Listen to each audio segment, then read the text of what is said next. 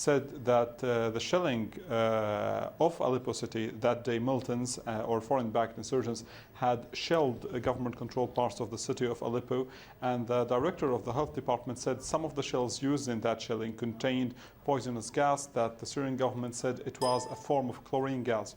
We have to bear in mind that both sides of the conflict in Syria have been accused of using chemical weapons, and both denied the use of chemical weapons. But we have several YouTube footage for radical militant factions carrying out trials and experiments trying chemical weapons. One of them was called Al-Riha Sarsar, or the high or strong wind, and it was published as early as 2013 by Al-Nusra Front, the then affiliate of Al-Qaeda in Syria, that changed its name later on. Regardless of previous allegations, we have to bear in mind that especially in Aleppo, the Syrian government has often accused rebels of using chemical weapons and variations of chemical weapons against Syrian army units there. These allegations date all the way back to 2012. In 2012, the Syrian government accused militants of using chemical weapons against Syrian army units in Khan al-Asal town, west of the city of Aleppo.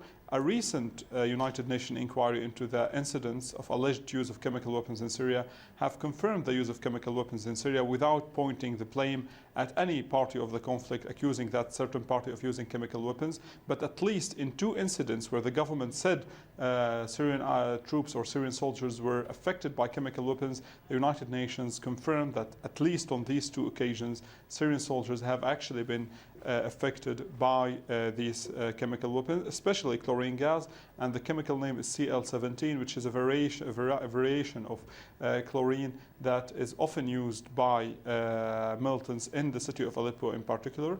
Also bearing in mind, this is a very basic chemical weapon. It does not classify as a weapon of mass destruction, but it is highly lethal if it's used in high dosage. Also to bear in mind that the International Convention on the Prohibition of Chemical Weapons lists chlorine gas as type B chemical weapons, which is also a prohibited chemical weapon that is not allowed to be used.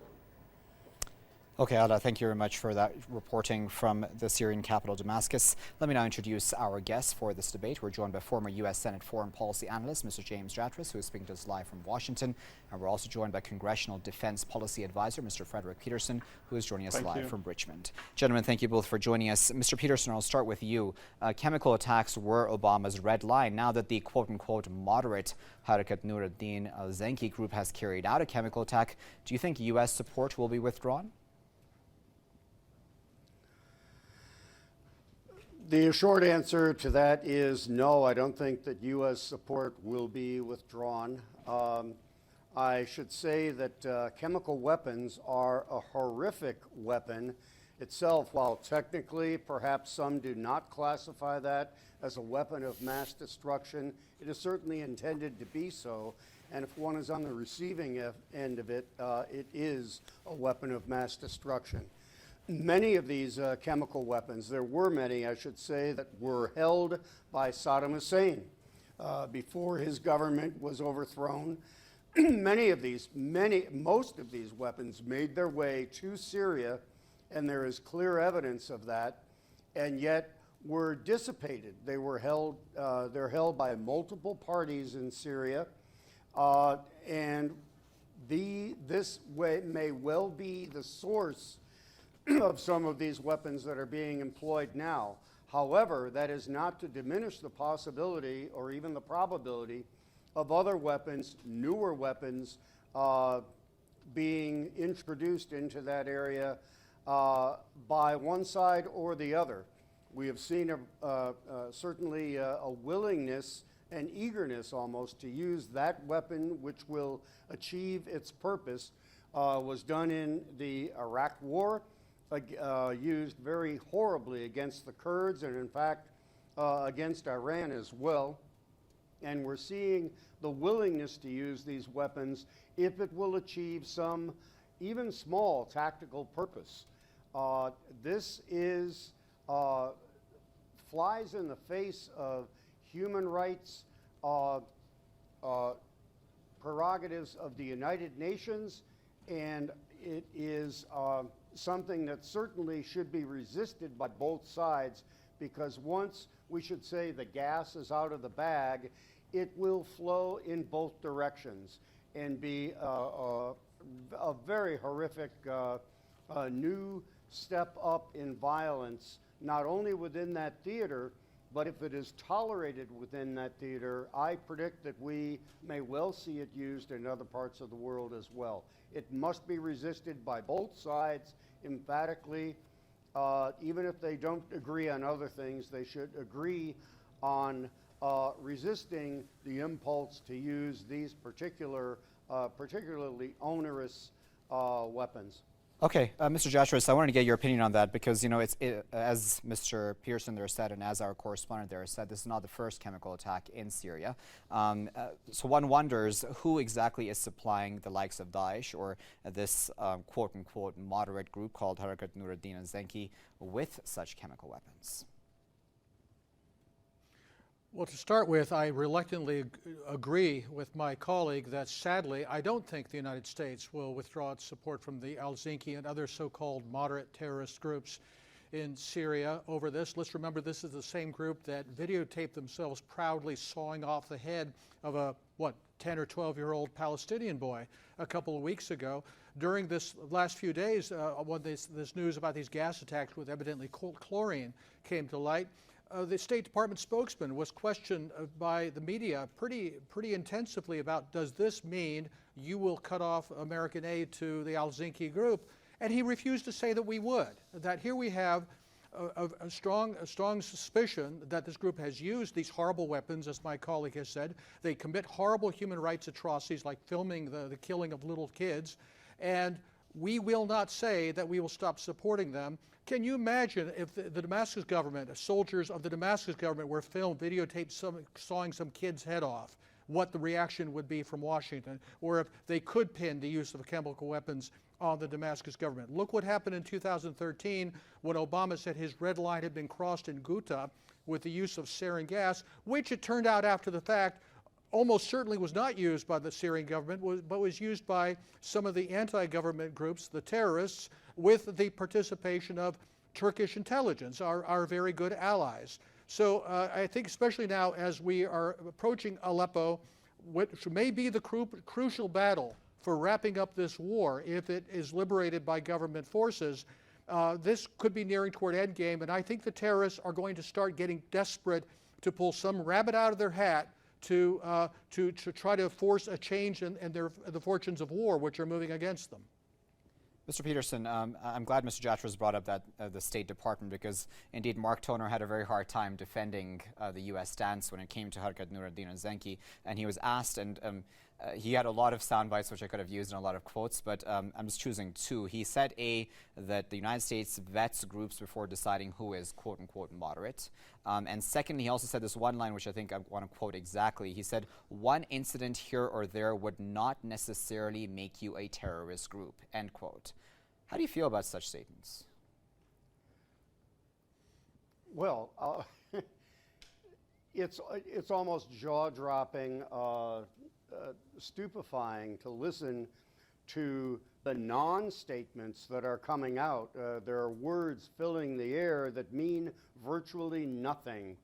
These are not red lines. We have heard of red lines that this particular administration has drawn before, and these aren't red lines that are drawn with a hard barrier or are tangible reality. They're more like a red line in a light show that shifts and moves and is more about drama and effect than it is about having an effect on the situation on the ground.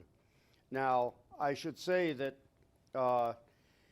it is not likely, unfortunately, and I should say I quite surprisingly find myself in agreement with your other guest that this must be rejected on both sides. It is a very, very dangerous game that any side is playing that chooses to use these weapons. Once again, once the gas is out of the bag, it will kill everyone it will flow everywhere, and it will be very, very messy indeed. It's very hard to put gas back in the bag. Okay, gentlemen, let's just take a quick time out. Our viewers are taking part in this conversation as well. They've been putting their comments up on our social media sites. Let's listen to those comments, and we'll be right back. There you have the US moderate Syrians, criminal mercenaries who have no qualms about poisoning civilians as long as they can force a changing government the very Syrian population doesn't want. Seems the US government has intentionally given chemicals to be used out of desperation, and again with no care for civilians. Russia and Iran have launched a chemical attack in the Syrian city of Aleppo and now blame America. American policies, permanent war, permanent occupation in support of narcotics, human trafficking and terrorism. War is embedded in the American soil. Glamorous special operations for the media, but never against an enemy that represents a legitimate threat against America. It's out of question that the US provides terrorists with chemical weapons. And we will witness Zionists, the US and Wahhabis to work together again to manipulate this incident to become Assad using gas attack. Trust me. Thanks again the US for arming terrorists and trying to blame the Syrian government. Just some of your comments on this topic. Mr. Jatras, I wanted to ask you about the location of this specific chemical attack. Obviously, the battle for Aleppo is quite an important one for Syria. That represented an important route, of course, for militants to get their arms from over the border in Turkey. We've seen U.S. reactions to that battle in Aleppo, obviously, with John Kerry asking for a cessation of hostilities, which Russia said only ever happens when Syria and or Russia are winning. And secondly, the U.S. refusal to share intelligence with the Russians about where al-Nusra Front terrorists may be located within that city. What is the U.S. stand in all this, do you think? It's contradictory, and I'm afraid to say, I'm sorry to say, somewhat hypocritical. We're hearing stories once again that Mr. Kerry and Mr. Lavrov are talking about some kind of an agreement on how to proceed, but I suspect that that will not be any more successful than all the previous agreements on how to proceed, because the Obama administration simply cannot let go of the notion that at the end of the day, the Assad government, Assad must step down. And the Russians have made that clear at the outset. That's not going to happen, that you cannot dictate to another sovereign state who its leader is going to be. As long as that's the case, and as long as the United States is unwilling to walk away from our support for people who are actual terrorists. I mean, it never ceases to amaze me that here we are, how many years after 9/11, after suffering terrorist attacks here in the United States at the hands of these Sunni jihadists, and their ideology, that we are supporting people with the very same ideology in Syria and pretending they're Democrats, pretending they're moderates, because we're playing big geopolitical games about Russia and Iran and how we want to remake the Middle East together with our oh-so-moderate and democracy-loving Saudi friends. I feel a sense of frustration that they simply cannot let go of a policy of failure, cut their ties with these terrorists, force the Turks to close the border with Syria, and in fact, at a time when it looks like Mr. Erdogan may need to pivot in that direction anyway, instead of going against the flow of events there to try to wrap this war up and put Syria back together, we still are trying to pull a rabbit out of the hat, force a regime change, and stick by these terrorists. And that just makes no sense to me, and it's morally repugnant. Mr. Peterson, I want to get your reaction to that because, you know, it's also interesting. Russia has actually declared that a day before this chemical attack took place, Russia had warned the United States. It sent a warning to the United States that something like this may very well happen. How do you feel about that? Well, I think to look at U.S. policy there, policy in quotes, one presumes that this has an objective. It has a clear-cut end game in mind and has a strategy to get there. I will submit that good evidence exists, replete evidence exists, that this is not a policy of the United States. It's an ad hoc occasion by occasion reaction without a central command authority and an objective in mind. That makes it even more dangerous, because when policy, non-policy, we should say foggy policy or gaseous policy, is carried out, it tends to go anywhere and in very unpredictable spread, and has unpredictable conclusions, which makes it much, much more dangerous. That is not to say that, actually, if you look at this, there are interests there to be protected. If Syria falls yet further into chaos, the pressure on emigration of virtually much of a population to Europe will be greater. And so there is an interest one could perceive in a broadened use of weapons of gaseous destruction, shall we say, without getting into a polemical debate, that would have consequences that are not, they're beyond the tactical, they are strategic consequences. Whether these are intended or not, but they are consequences nonetheless, and we must be very, very careful. What we need is a strong leadership willing to reach out to those who have an interest in stability and resolution in that area, and work together to ultimately perhaps impose on the more recalcitrant in that area a solution that will stop the war, stop the brutality and the gross violations of international standards, and put an end to it before it spreads far beyond anyone's ability to control.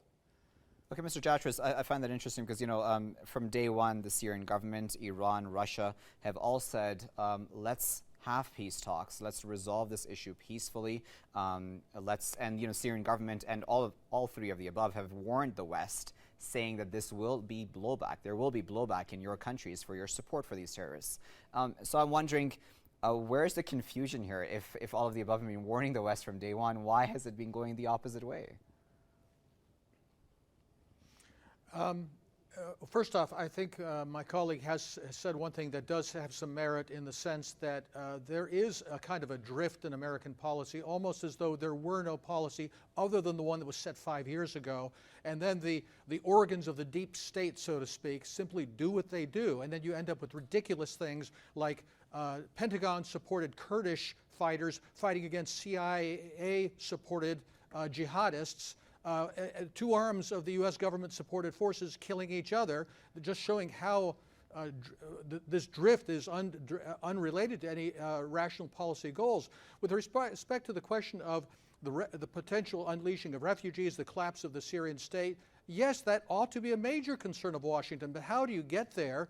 By supporting these terrorists, a lot of whom are not Syrians in the first place. They're foreigners sent there by the Saudis, by the Qataris, and others to go destroy Syria. You'd think if our overriding concern, or at least among them, should be preserving order in Syria, restoring a Syrian state, making sure people can go back to their homes, the quickest way to do that is to end what amounts to a foreign aggression against Syria, allow the Syrian army, and with Russian support, and frankly, we should be supporting them too, to defeat the terrorists, kill the ones that are foreigners, or force them to go back to their homelands, which creates other problems, I'm sorry to say, but stop the war. That's the best way to prevent the fear that my colleague correctly points out. Okay, so Mr. Peterson, it seems that there is quite a logical solution to all this, to work towards peace. But then do you see any sign from the U.S. side, or the Saudis especially, and Qataris or Turks, as Mr. Jatras there correctly pointed out, as being supporters of the militants, do you see them changing their policy towards genuine peace talks so that we don't see more chemical attacks, for example? I wish I could offer a nugget of optimism here. Behind all of the clouds, one would hope that a ray of light would peer through so that we would know that there is a dawn or a sunny day to come. However, I'm afraid that that piercing through the cloud of a ray, if we see it, which we don't now, has an equal opportunity to be yet an employment of another weapon. The problem is, as your other guest and I apparently agree upon, a lack of leadership, a lack of focus, a lack of larger policy here that is based upon the best interests of all and peace in the region. This seems to have escaped the discussion, the argument, and unfortunately is having this lack of leadership more than anything else is having a very high consequence, not only on the field in human life, but in the potential for expansion of that conflict and the dissolution of all things that we would hope are possible of human rights within that area. We have potential interests in common, and we have conflicting interests with all parties that are involved there. The Saudis, with the Russians, of course, with ourselves, with Turkey, but they are many moving parts right now. A strong leader is needed to put these parts together to resolve this at its ever-increasing volume of intensity before this gets just utterly out of hand. Okay, Mr. Jatras, we just have about 30 seconds left, so I want to give you your final word. Certainly, there's a lot of danger here, as you've already spoken about blowback. Now, if we have chemical attacks in succession happening in Syria, certainly the West should really wake up, shouldn't it? They should, and as you pointed out, that danger is going to be there as long as this war keeps simmering, keeps boiling, and that's why I'm concerned that, for example, you had that so-called dissent cable a few weeks ago from the 51 people at the State Department, or you have Michelle Flournoy, who is Hillary Clinton's shadow Secretary of Defense, saying, we need to go back to the well. Let's go back to the idea of airstrikes, American airstrikes against the Assad government. There are some people here in this town who simply cannot let go of the roots of this failed policy and indeed want to intensify it. So we're not out of the woods yet. Very well, gentlemen. We'll leave it there at that, but of course we appreciate both of your contributions to this debate. Earlier we were joined by Press TV's correspondent Ala Ibrahim, who had been speaking to us live from Damascus. And for the debate we were joined by former U.S. Senate foreign policy analyst Mr. James Jatras, who was speaking to us live from Washington. And we were also joined by Congressional Defense Policy Advisor Mr. Frederick Peterson, who had been speaking to us live from Richmond. And of course, viewers, we appreciate your comments as posted on our social media, and of course for watching. Until next time, good night.